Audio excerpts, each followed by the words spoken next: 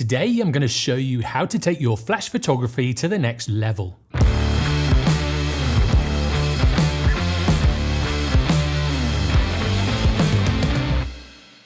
Flash photography gives you the ability to add much more light into your images. It is mostly used at close range, so today it'll be all about getting headshots looking good. So going from this to this. And sorry, but I don't have any fancy models in this shoot today, just me and my mugshot. We'll have Mike the photographer and Mike the model. I have already made part 1, so if you haven't seen that already, click on the eye in the corner or the link in the description. A lot of people seem to be quite intimidated by flash photography, but you don't have to be. If you approach it systematically, learn the basics and then start adding extras, you'll very quickly gain control over the flash instead of the flash ruining your shots. So on your camera, in the settings, it will have 3 to 4 different ways of using the flash. Fill flash is basically where you fill in the shadows and works well when you have a backlit subject. Slow sync is where you can shoot with the flash at slow shutter speeds. Rear curtain sync is where the flash fires just before the shutter closes, so right next to that rear curtain, hence the name. Front curtain sync does the opposite. It fires the flash at the start of the shutter opening. This is similar to your standard slow sync and should be used when the camera is still. I mostly use fill flash and rear curtain sync, and for today we'll be staying in fill flash and keeping the flash in manual mode as well as the camera. Now you will need at least one flash head to follow along with this tutorial. If you don't have one, I've linked the flashes I'm going to use down below in the description. And if you don't have a flash at all, keep watching and by the end I may have convinced you to start thinking about flash photography. Now if you do have some extra money lying around, it's worth buying a modifier, a wireless system and a light stand, as well as a flash holder, which I'll get onto later. Again, all of this is linked down below, and it doesn't have to cost too much either. There are the expensive options, but there are also the cheap versions as well. All the expensive ones will do is make the job a little bit easier and quicker, but you can get the same results with a cheaper kit. Once you know how the flash works in conjunction with your settings, which I did teach you in part 1, the next thing to do is to change the size of the light source. The light on the top of the flash is pretty small, so it will give you a hard light when you point it directly at your subject. And you can see this here. You can sometimes use this technique to fill in the shadows by knocking the power right down, but most of the time it's better to avoid direct flashlight. If you look at how the sunlight shines onto the earth, and just in case there's anyone out there thinking about it, don't ever look directly into the sun.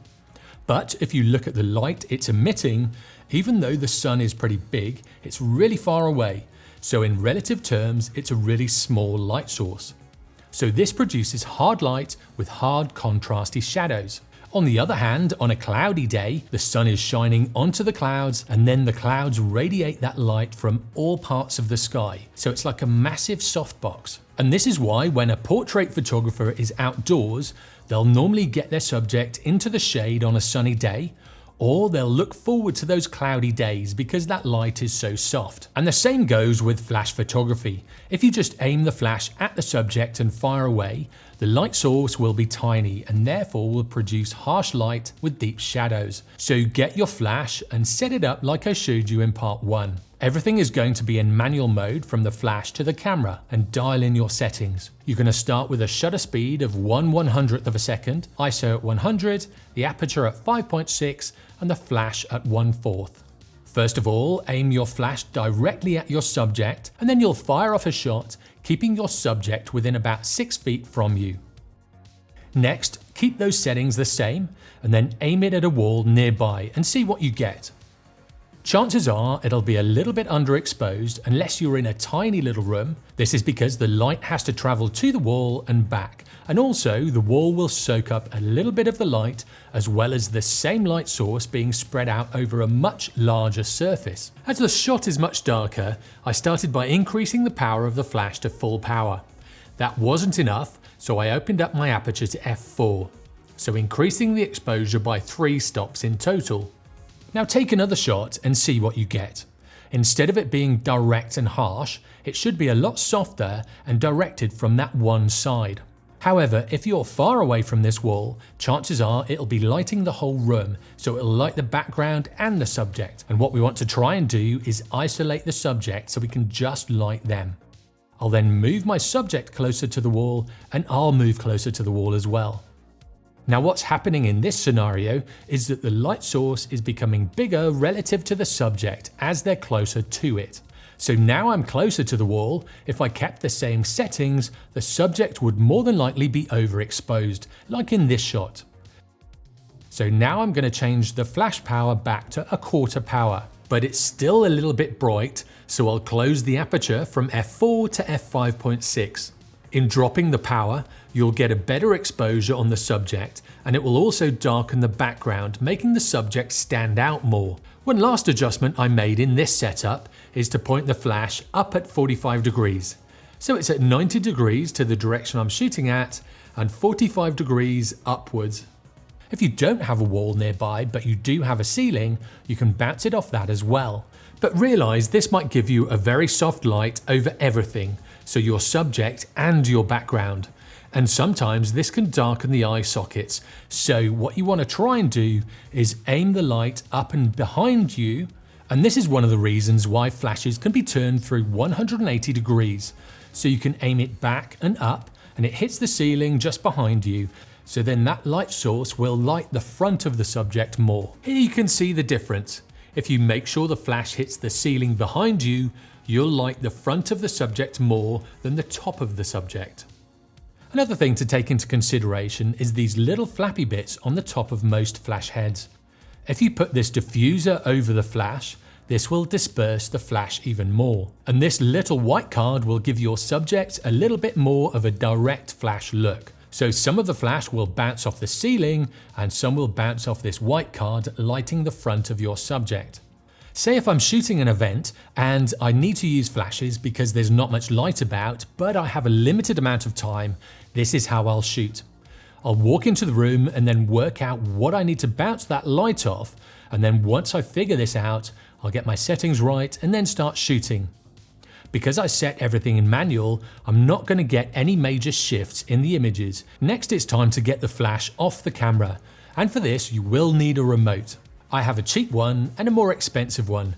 They both do a really good job, but the expensive one does have the receiver built into the flash, so no extra batteries or mounts to worry about. So here I have a small softbox from Godox and the AD200, but any flash can produce the same results. And this small softbox is ideal for a small flash head like the Yongnuo one I've listed in the description. So you can see here, it's the same lighting scenario, but just with the Yongnuo flash instead of the AD200. If I remember rightly, this system cost around about $100 for the flash, the transmitter and the receiver. Now with the AD200, it is a little bit more expensive, but it has more power and it gets the job done a lot quicker. Whichever one you have, you want to get your flash to around about a 45-degree angle from the direction you're shooting at. Now this isn't a hard and fast rule, but it's a good starting position. So this is where it comes down to experimentation. I'll generally keep the subject where I want, and then I'll move the flash around them until I get a look that I like. And as well as moving it around the subject, you can also move it up and down on the tripod. So there's so many different ways and so many different places you can put one light to change the look of the shot. To darken the background, I've already reduced the amount of ambient light by shooting at 1/100th of a second, but I can drop this a little bit more, and I know I can get away with around about 1/180th of a second with my camera. I'll then close any curtains that are letting in a lot of light. Then I'll get the softbox as close as I can to the person without it encroaching into the shot. If your flashlight is hitting the background, all you need to do is bring yourself and the subject away from this background as much as possible. Again, this is using the inverse square law, so the light fall off will add to the darkening of the background. Now if you like this and want to get even softer light, you can by buying an even bigger softbox. And with this Godox flash head holder, it does come with a Bowens mount, which is one of the more popular softbox mounting options. The photo on the left was taken with the 60cm softbox, and the one on the right with the 120cm softbox. It is a subtle difference, but the fall off is more gradual with the larger softbox. Now, whether you choose direct light, a small softbox, or a larger softbox is completely up to you.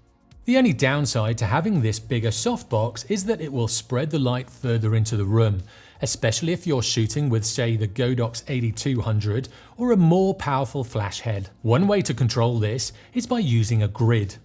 This basically stops the light from spilling out from the softbox in anything but the direction you're pointing it at. The only downside with grids are that they soak up a lot of light, so you will have to bump up the flash power. So if you take a look at this first shot, I'm around about 4 feet from the wall, and there's no grid on the softbox. In this second one, I'm 4 foot from the wall again, but this time the softbox has the grid on it. I've had to double the amount of power coming out of the flash head, but you can see it really reduces the amount of light spilling onto anything but the subject. So this is the extent of using one flash, but there is a little bit more that you can do with it. And to get another few different looks, you will need a reflector. You can either get a huge one, or you can buy one of these smaller ones. The smaller ones are much more practical and they work perfectly for what we're doing today. Also, these are relatively cheap and will basically add another light source to your photos without actually having to have another light. You can have it on the opposite side to your main light, you can have it behind the subject to create a kind of hair light, or you can have it below the subject. The sky really is the limit, basically, because you can create so many different looks. So it just depends on how creative you can get with this setup, and it all comes down to experience. The more you test this out and try different setups, the more kind of looks that you'll be able to get with this very simple kit. Now, one thing I should mention is if you've got your flash off camera and on a light stand, you'll need to weigh that down. Because flash heads can be quite heavy, the big soft boxes can actually catch in the wind and blow over. And the last thing you want to do is that flash falling on someone, falling on your subject, or just smashing on the floor. And that's it for part 2. I think I'm probably going to have a part 3 as well, because there's so much more to learn about flash photography. And you never know, there might be a part 4 and a 5 as well. And if you enjoyed this tutorial, click on this next video for one of Manny Ortiz's videos. He's a fantastic portrait photographer and well worth following. Or click on this bottom video for one of my playlists on photography. And I'll see you next time.